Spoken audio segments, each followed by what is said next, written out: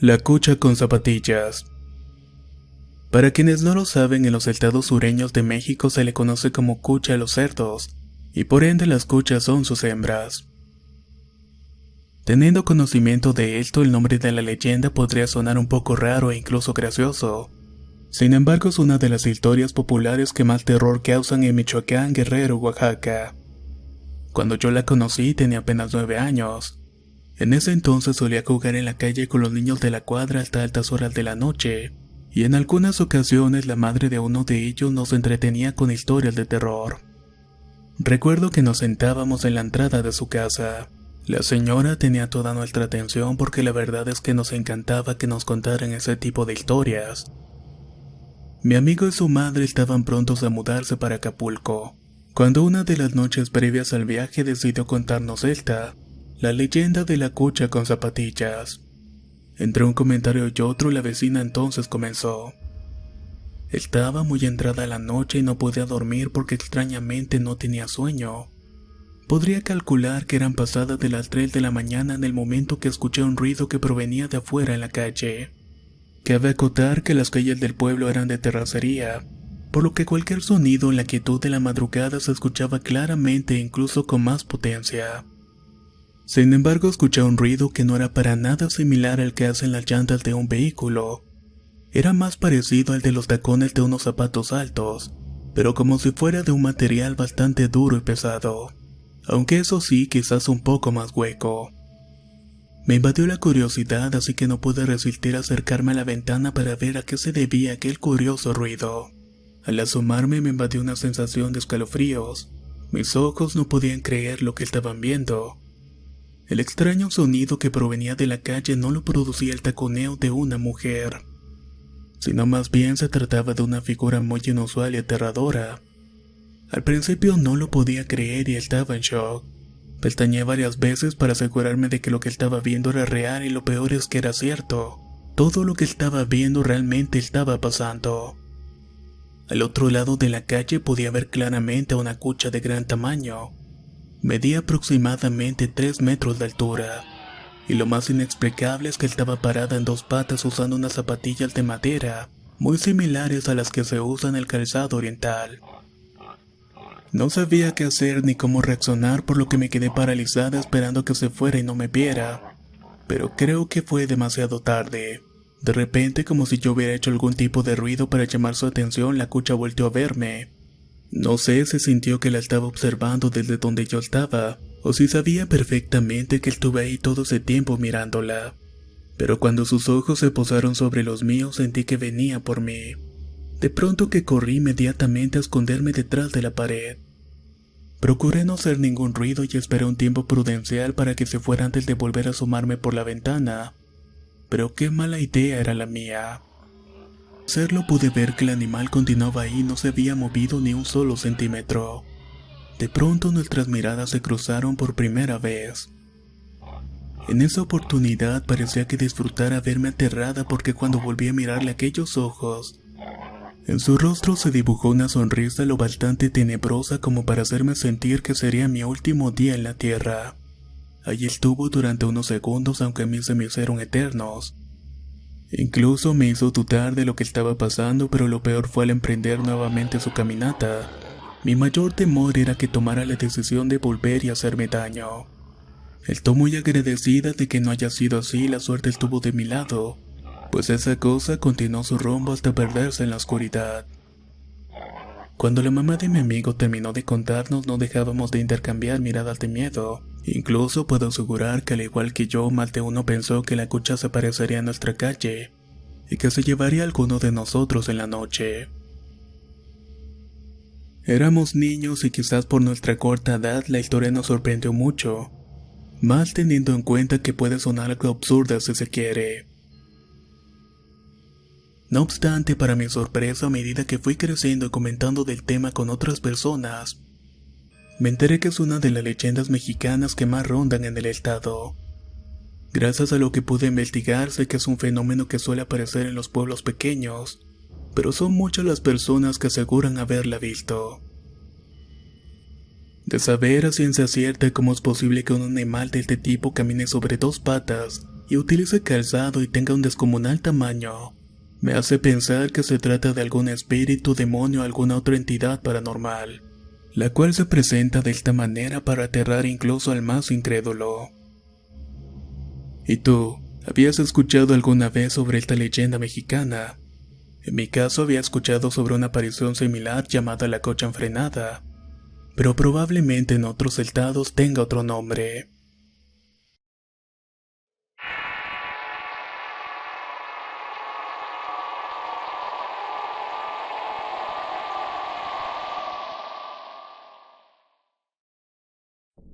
La cueva del infierno.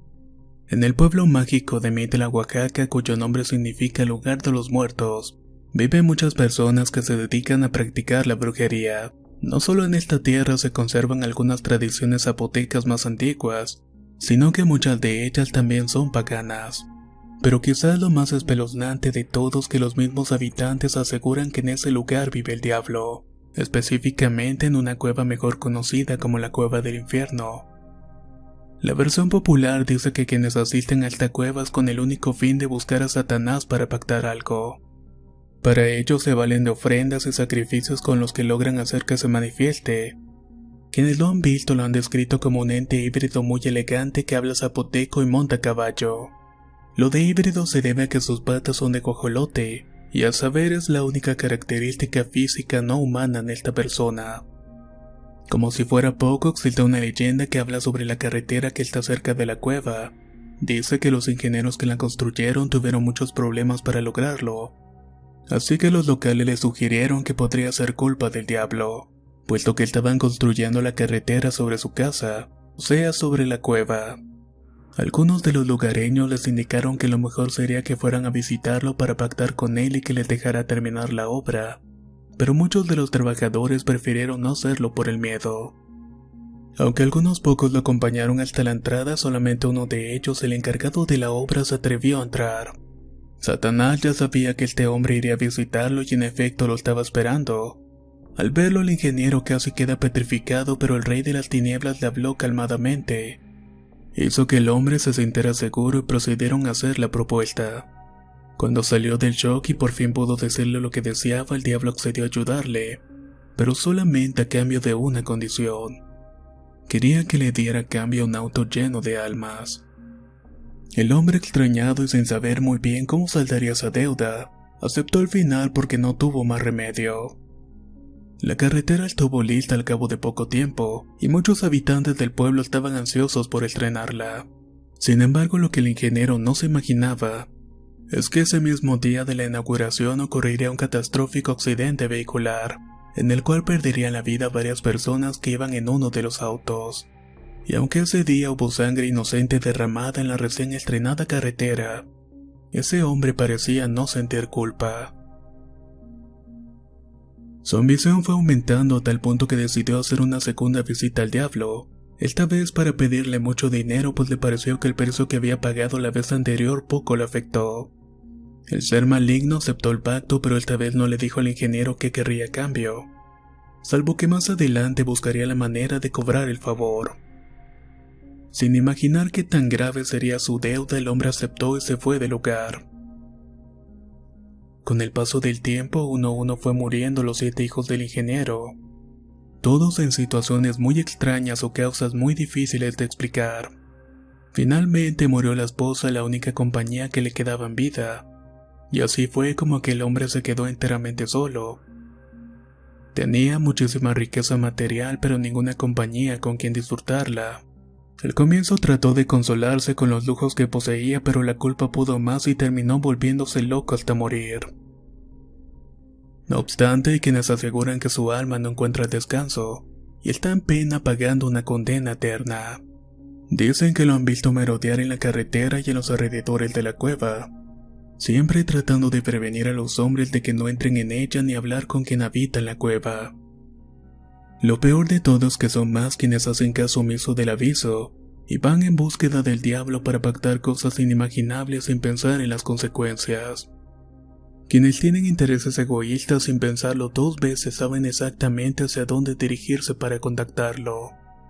Y como si fuera poco, dicen que los días martes es mucho más probable que el ente maligno responda al llamado.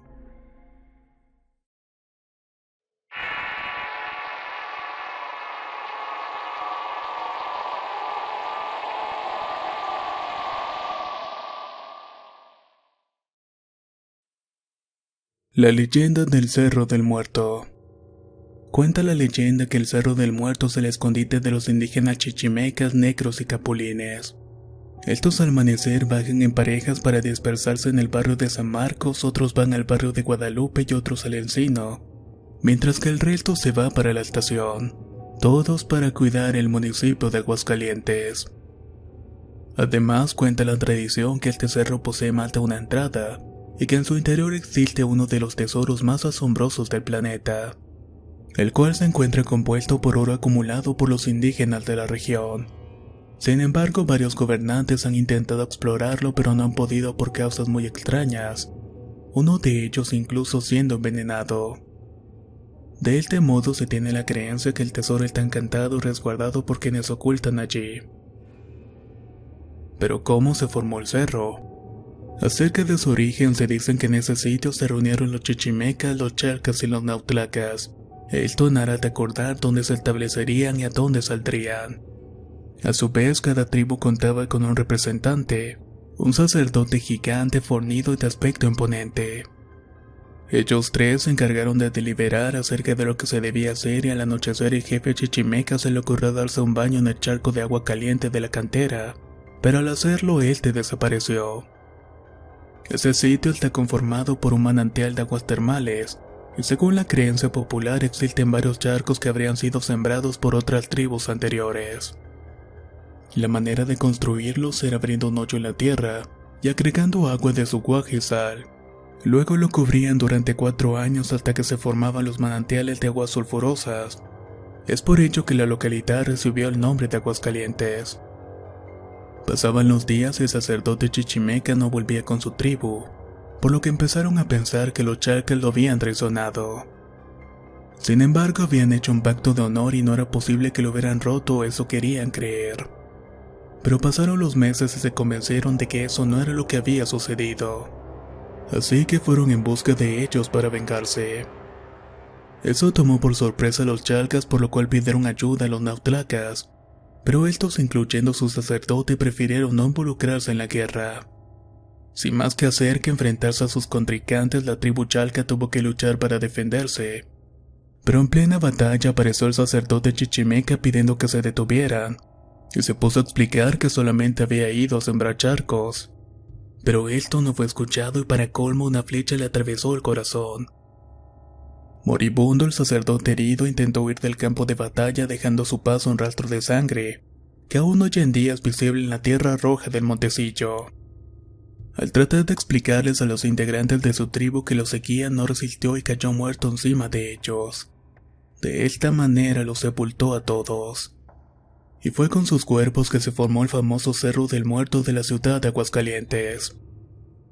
Según la tradición, todos los sepultados continúan allí debajo del cuerpo del gigante, pero que es posible llegar por medio de un túnel.